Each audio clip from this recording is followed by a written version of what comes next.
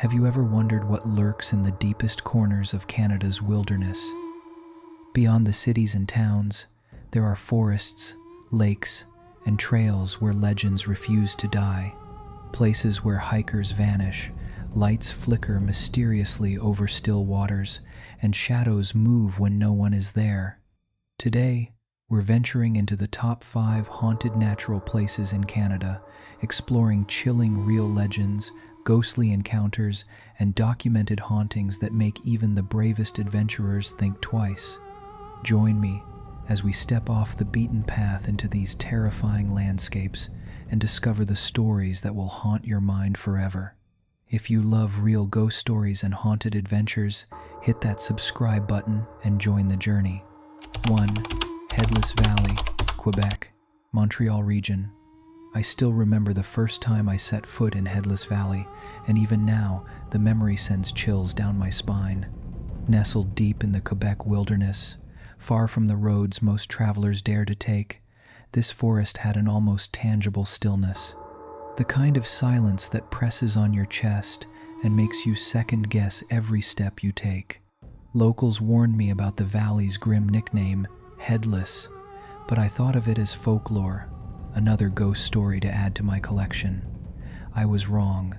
The trail into the valley was narrower than I expected, almost overgrown, and the air smelled damp, like old earth and decaying leaves.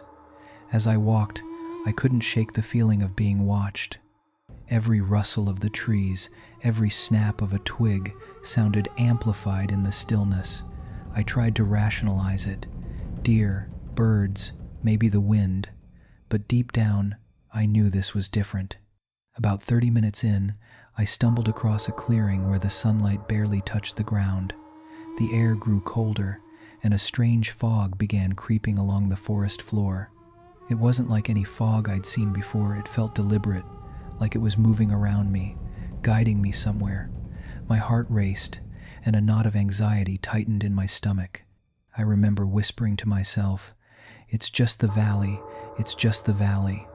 That's when I first saw it, or rather, felt it. In the distance, through the mist, a figure appeared. No face, no head, just a tall, shadowy silhouette, standing completely still among the trees. I froze. My mind screamed to run, but my legs refused. The figure didn't move, didn't blink, didn't breathe, or if it did, it was in a rhythm completely foreign to me. I could hear nothing but the pounding of my own heart. I turned slowly to retrace my steps, and for a moment, I thought I saw dozens of shadows moving behind the trees, silent, watching, waiting. Panic finally overcame me, and I sprinted down the narrow path, not daring to look back. Even after I left the valley and reached the safety of my car, I could feel it. The forest watching, the shadow lingering in my peripheral vision. Every time I think of Headless Valley, I remember the cold realization that some legends aren't just stories, they're warnings. 2. Lake Minnewanka, Alberta, Banff National Park. I had always heard that Lake Minnewanka was beautiful, almost hypnotically so, with its turquoise waters stretching endlessly beneath the jagged peaks of Banff National Park. But beauty, I learned that day, can be deceiving. Some of the locals had warned me, the lake has secrets. Stay after dusk, and you might see things you'll never forget. I laughed it off at first, assuming they were just trying to scare tourists. But as I stood on the rocky shore that evening, I began to understand why they spoke with such caution. The lake was eerily still, the water so clear it mirrored the mountains perfectly. I had come to take photographs, planning to catch the sun dipping behind the peaks, but as twilight approached, a fog began rolling in. It wasn't light mist, it was thick, almost tangible, curling along the surface of the water like living fingers. My camera clicked automatically, but the chill running down my spine was far more distracting than any lens could capture. That's when I saw it, a shadow moving just above the water, barely visible through the fog. At first, I thought it was a boat or a canoe, perhaps left by late fishermen. But no, there was no wake, no movement that made sense. The shadow glided silently, impossibly fast, and for a moment I could have sworn I saw the outline of a figure standing on the surface of the lake, looking directly at me. My breath caught in my throat, and a cold numbness spread through my arms. I remembered the stories I had read, hikers and campers reporting ghostly lights, boats appearing and disappearing, and on rare occasions hearing soft whispers carried by the wind across the water. Some claimed that the lake itself was cursed, holding the spirits of those who had drowned long ago. I had always been skeptical, but seeing it with my own eyes was a different matter entirely. My rational mind struggled to explain it. Reflections, optical illusions, but every instinct screamed at me this was real. Finally, adrenaline kicked in, and I ran along the rocky shore, my camera swinging wildly by my side. Even after I reached the safety of the trailhead, I could feel it, the unshakable sensation of unseen eyes following me, tracking every step. Lake Minnewanka is beautiful, wild, and terrifying all at once. 3. Banff Springs Hotel Wilderness Area, Alberta.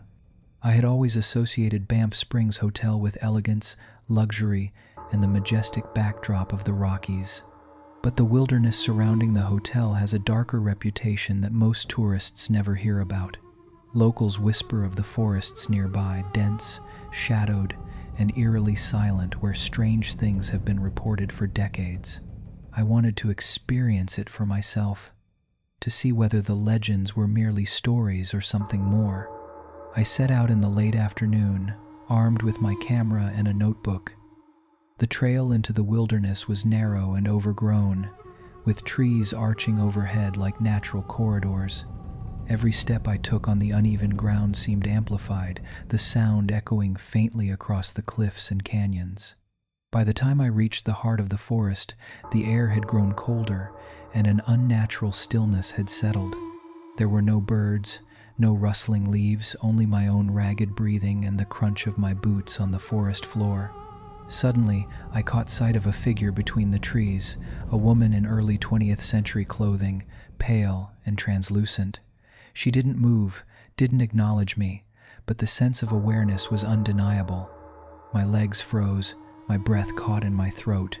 Minutes or hours, I couldn't tell passed. Every instinct screamed for me to run, yet I couldn't look away. Then, as suddenly as she appeared, she vanished. The Banff wilderness is beautiful, breathtaking, and alive, but it is also a place where the veil between the living and the dead feels impossibly thin. 4.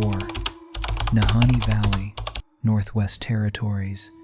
I had always been drawn to the stories of Nahanni Valley, deep in the Northwest Territories, a remote wilderness so isolated that even the most seasoned adventurers rarely venture in.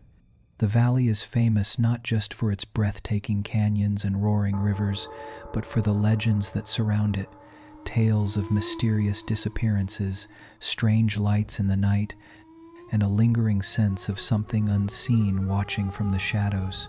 By dusk, a fog began to descend, creeping low along the river and curling through the canyon walls.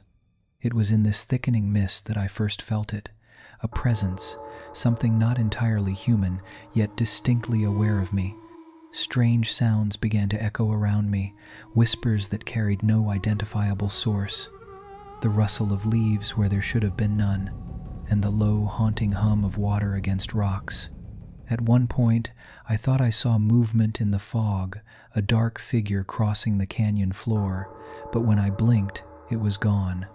Stories told by the local indigenous communities spoke of the spirits of those lost to the valley over centuries, hunters, explorers, and travelers who vanished without a trace. Some say the spirits are restless, forever bound to the land, seeking to guide or warn those who intrude. When dawn arrived, I emerged from the fog, exhausted but alive, with the valley's stories etched deeply into my memory. Nahanni Valley is beautiful, wild, and terrifying all at once. 5. Street Lewis Ghost Train Trail, Ontario. I had heard whispers about the street, Louis Ghost Train Trail. For years, tales from locals about spectral trains gliding along abandoned tracks, eerie lights flashing in the dead of night, and the chilling sense of being followed when no one else is around. Being a horror enthusiast and a believer in legends grounded in reality, I couldn't resist visiting the trail myself. The trail begins at the outskirts of Street Louis, Ontario, where the remnants of the old railway line weave through dense woods and forgotten farmland. By dusk, the forest's atmosphere shifted immediately.